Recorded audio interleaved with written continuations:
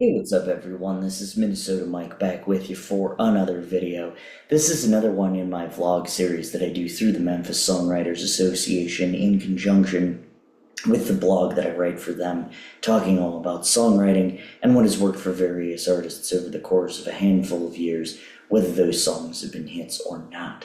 So this latest kick that I'm on is called Unorthodox song structures. And when writing a song, there's absolutely nothing wrong with using a structure that you know has worked, alternating between verses and choruses, throwing a bridge or a solo in somewhere because we know that it's safe. But just because it's safe doesn't mean that it's always exactly the right thing for the song. And it's important to realize that as a songwriter. So in this blog and vlog kick, we're going to be discussing unorthodox song structures and why they work so well in the context of the rest of the songs that we're talking about. So first we're going to talk about There She Goes by the Laws. This is actually the song that kind of got me thinking about doing this because I read somewhere a while ago that like, oh, they made it work, and then explained why, and I'll talk about that in the song structure section. But lyrically, this song is sung from the perspective of a narrator who's describing his love interest as he sees her walking about town. Alright, that might sound a little creepy, but I promise he's not a stalker. My interpretation is that he's trying to work up the nerve to talk to her despite the line about her calling out his name. It could be, though, that they are together and he just wants all of us to know how lucky he is to have her. I choose to believe that's not it because I don't think he'd brag like that. But structurally, now why is this such a strange structure? The song does not contain a single verse, but rather opts for all choruses. It's worth noting that having all verses in a song is not all that out of structure, but this has to, this kind of has the feel, I should say, of a chorus. There's a slight change each time, going from racing through my brain to calling out his name and then calling out his name again to chasing down his lane.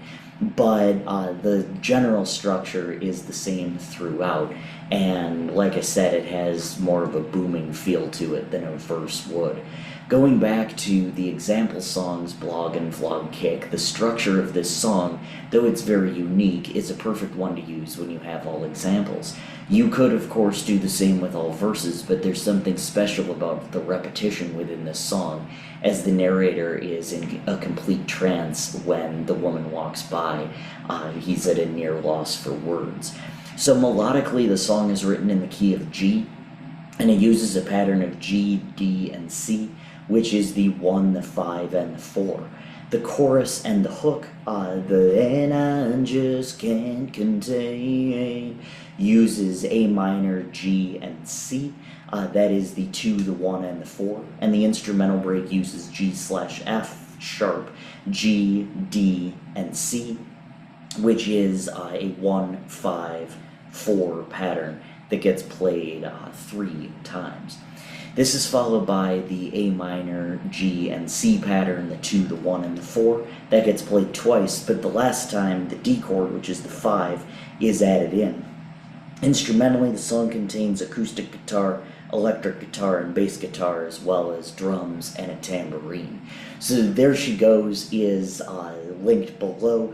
The song is very simple, and therefore my analysis of it is very simple, but don't think that, just because it's simple doesn't mean that it's not great. I have said this before, the Beatles are the best example of that, and I'm not, comparing the song There She Goes or The Laws to the songwriting styles of the Beatles, but what I am saying is that what the Beatles did really well were simple things. They got really complex toward the end there, but they did simple things very, very well too, especially in the early part of their career. And so that's what I want you to focus on. So take a listen to the song. I'm sure you've heard it before, but if not, fresh ears either way. And happy listening and happy writing. I am Minnesota Mike.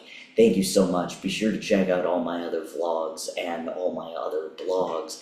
The blogs are on the Memphis Songwriters Association website, and the vlogs are right here on YouTube. Thank you so much.